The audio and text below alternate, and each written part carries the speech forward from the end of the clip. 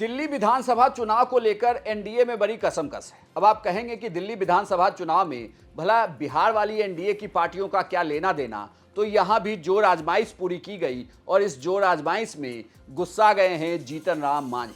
नमस्कार, प्रणाम, बिहार तक देख रहे हैं आप। मैं हूं आपके साथ इंद्र मोहन। दिल्ली के विधानसभा चुनाव में जेडीयू एक सीट पर चुनाव लड़ रही है, एलजेपीआर भी एक सीट पर चुनाव लड़ रही है। जीतन राम मांझी ने भी मांग की थी कि उनकी पार्टी को भी टिकट दिया जाए। दिल्ली विधानसभा चुनाव में वो भी ताकत दिखाना चाहते हैं, लेकिन उनकी पार्टी को टिकट मिला नहीं। इसके बाद जीतन राम मांझी के सुर बदल गए हैं। वो कह रहे हैं कि इसी तरीके से इसके पहले झारखंड में भी हुआ, अब दिल्ली में भी हुआ, इसका बदला क्या बिहार में लिया जाएगा? झारखंड में और दिल्ली में तो देखा गया कि किनका क्या औकात है, उसके नाम पर लोगों को टिकट मिला।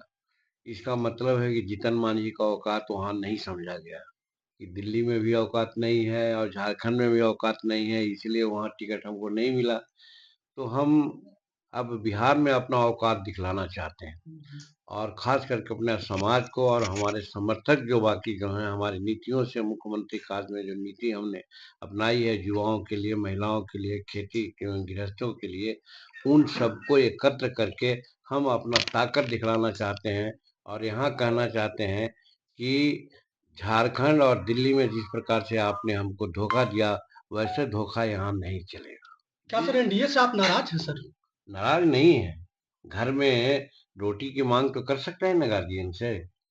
अगर हमको 4 रोटी की भूख है, हमको एक और रोटी नहीं दीजिएगा तो हम गार्जियन से मांगे नहीं। वही मांग मेरी है।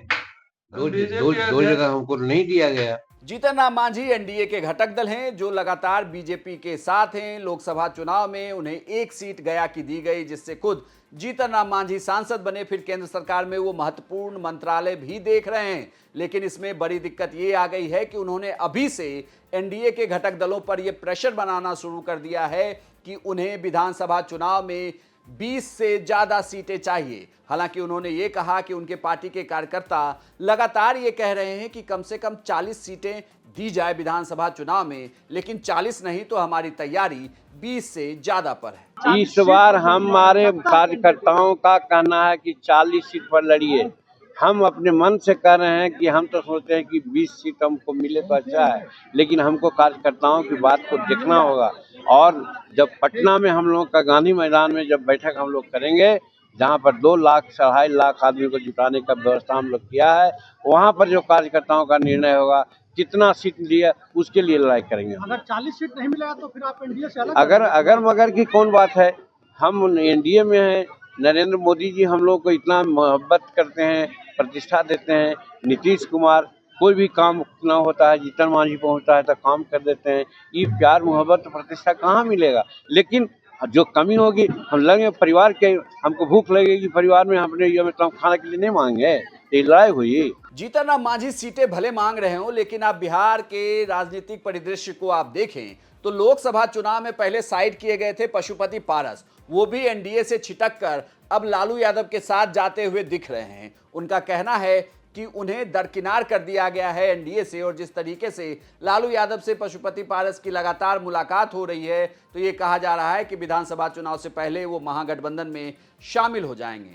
वहीं दूसरे जीतन राम मांझी, जिन्हें झारखंड के बाद अब दिल्ली में भी एक भी टिकट नहीं दिया गया, तो उनकी भी नाराजगी जग जाहिर है। अब देखना होगा कि क्या उन्हें बिहार विधानसभा चुनाव में मैनेज किया जाता है या फिर अपने तय फॉर्मूले से ही चुनाव लड़ेगी।